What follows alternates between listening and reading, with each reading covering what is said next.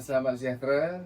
Pertamanya terima kasih kepada Kerajaan Negeri Johor, khususnya Menteri Besar Johor atas sumbangan bilik guru bagi tahun 2026.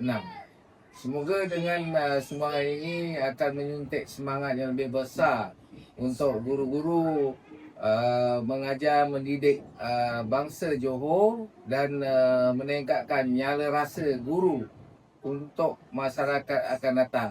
Terima kasih MB. Terima kasih MB.